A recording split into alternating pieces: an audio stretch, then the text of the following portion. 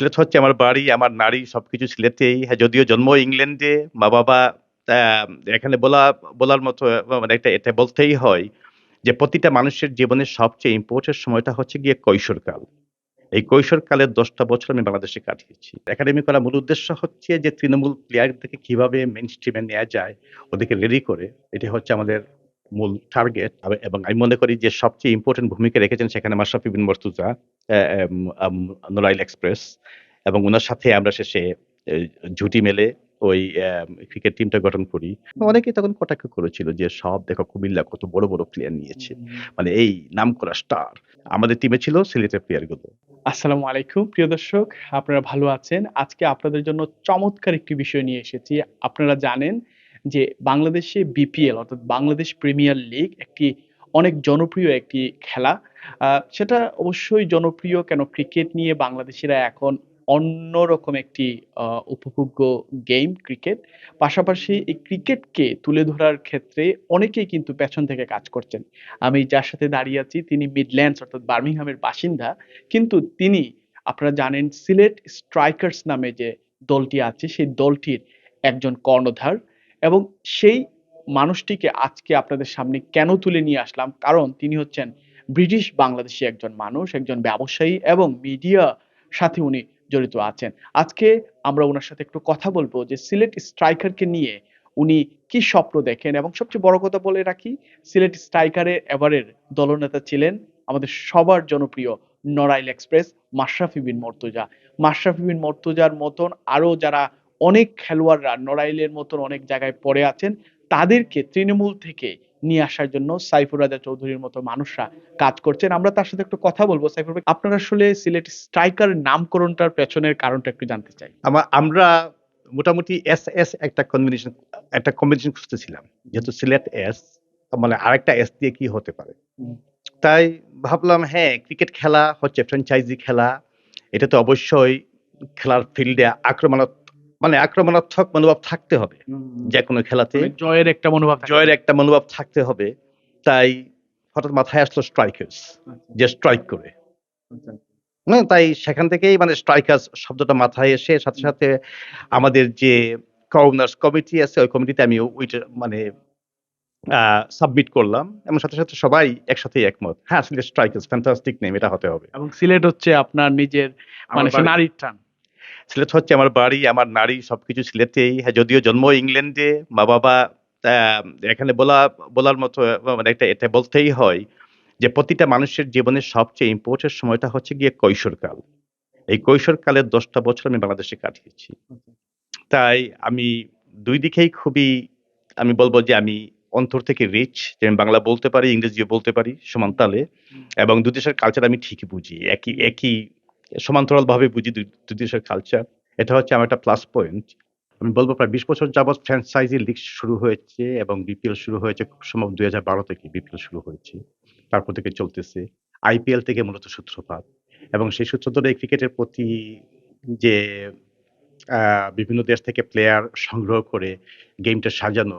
বাংলাদেশে মোট ৭ টা টিম আছে। তার মধ্যে সিলেট স্ট্রাইকার্স হচ্ছে একটা টিম। এই বছর আমরা সিলেটের মালিকানায় গত বছর থেকে আমরা সিলেটের মালিকানায় ওই টিমটা নিয়েছি। তারপর থেকেই আমরা ওই টিমকে পৃষ্ঠপোষকতা করতেছি। ক্রিকেটের প্রতি ভালোবাসা থেকেই খেলা শুরু এবং তারপরে এখন ম্যানেজমেন্ট শুরু এবং ইনশাআল্লাহ আমাদের যে কোম্পানি আছে সিলেট স্ট্রাই আম অ্যা কি ফিউচার স্পোর্টস বাংলাদেশ লিমিটেড, এটার মূল টার্গেট হচ্ছে ভবিষ্যতে আ কয়েকটি একাডেমি করা সমস্ত বাংলাদেশ জুড়ে এবং তখন একাডেমি করার মূল উদ্দেশ্য হচ্ছে যে তৃণমূল প্লেয়ারদেরকে কিভাবে মেইনস্ট্রিম এ নেয়া যায়, ওদেরকে রেডি করে। এটি হচ্ছে আমাদের মূল টার্গেট। আর তখন বাংলাদেশ থেকে যখন আমরা তৃণমূল পর্যায় থেকে প্লেয়ার বের করে নিয়ে আসতে পারবো, obviously বাংলাদেশ টিমটা আরো অনেক শক্ত হবে, অনেক ভালো প্লেয়ার আসবে। এখন হয়তো বিসিবি সব দিকে তৃণমূল পর্যায়ে রিচ করতে পারতেছে না। যেহেতু বাংলাদেশে এই ধরনের একাডেমি এতটা নাই। কয়েকটা আছে মাত্র। যদি আমরা উত্তরবঙ্গ এবং বিভিন্ন প্রত্যন্ত অঞ্চল থেকে প্লেয়ার তুলে নিয়ে আসতে পারি সিলেট সহ, আ তখন আমি মনে করি বাংলাদেশের ক্রিকেট আরো অনেক উন্নত হবে, এগিয়ে যাবে ক্রিকেট। এইটা আমাদের ব্রত এবং ক্রিকেটের সাথে থাকবো আজীবন ইনশাআল্লাহ। সিলেট স্ট্রাইকারকে নিয়ে আপনি অদূর ভবিষ্যতে যে স্বপ্ন দেখছেন, সে স্বপ্ন বাস্তবায়নের দিকে কতটুকু অগ্রসর হতে পারছেন বলে আপনি মনে করছেন? এবং সেই ক্ষেত্রে যারা ব্রিটেনে ব্রিটিশ বাংলাদেশীরা আছেন তাদের প্রতি আপনার আহ্বান কেমন?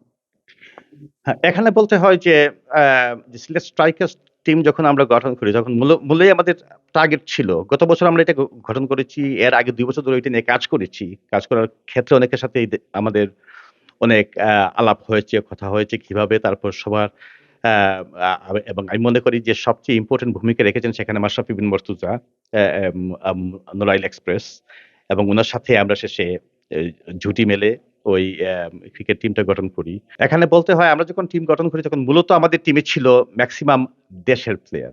অনেকেই তখন কটাক্ষ করেছিল যে, "সব দেখো কুমিল্লা কত বড়, বড় প্লেয়ার নিয়েছে। মানে এই নামকরা স্টার।"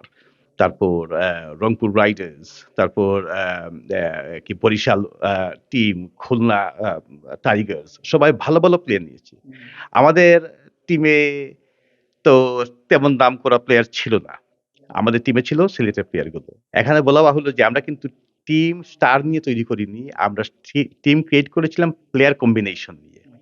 কে কোন পজিশনে খেলতে একটা টিম ১১ জন প্লেয়ার কে কোন পজিশনে খেলবে, কখন কার প্রয়োজন হবে ওই ভিত্তিতে টিম তৈরি করা এবং লোকাল প্লেয়ারদের মূল্যায়ন করা। যেমন ৩ জন কোচ এসেছিল আমাদের ইয়েতে মানে আমাদের আলোচনায় যে ৩ জন কোচে কাকে নেবেন। ২ জন হচ্ছে ভেরি রিনাউন্ড ইন্টারন্যাশনাল কোচ।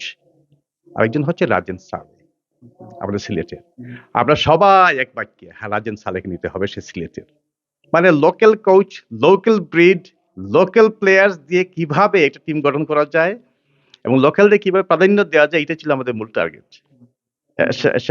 এটা কিন্তু এটা মানে খুবই এবং এটা আমাদের জন্য কাজও করেছে। কারণ সবার মধ্যে আন্তরিকতা বেশি ছিল। কমার্শিয়ালিজম কম ছিল। মানে একজন প্লেয়ার বিদেশ থেকে আসবে, পেমেন্ট পাবে, খেলবে। আ এখানে পারফরম্যান্স পেয়ে যতটুকু পারফর্ম করবে, তার চেয়ে বেশি ছিল আমাদের মধ্যে যে আন্তরিকতা জিততে হবে। সিলেটকে এগিয়ে নিয়ে যাওয়া। এগিয়ে নিয়ে যেতে হবে। ধন্যবাদ সাইফুর রাজা ভাই। আমরা কথা বললাম, আপনারা শুনেছেন উনার যে স্বপ্ন সিলেট স্ট্রাইকারকে নিয়ে এবং পাশাপাশি সিলেট স্ট্রাইকারের মাধ্যমে যেভাবে আমরা মাশরাফির মতন প্লেয়ার দেখেছি, সেইভাবে উনারা চাচ্ছেন যে বাংলাদেশে এই ধরনের প্লেয়ার যারা এগিয়ে আসে, সেই প্রত্যাশা রাখছি। সবাই ভালো থাকবেন এবং সাইফুর রাজা ভাই এগিয়ে যাবেন। সিলেট স্ট্রাইকার্স স্ট্রাইক করবে সেই প্রত্যাশা আমরা রাখছি। ধন্যবাদ আপনাকে এবং আপনার প্রতি শুভকামনা। ধন্যবাদ আপনাদের সবাইকে and all viewers. Keep watching BPL Sylhet Strikers. ধন্যবাদ।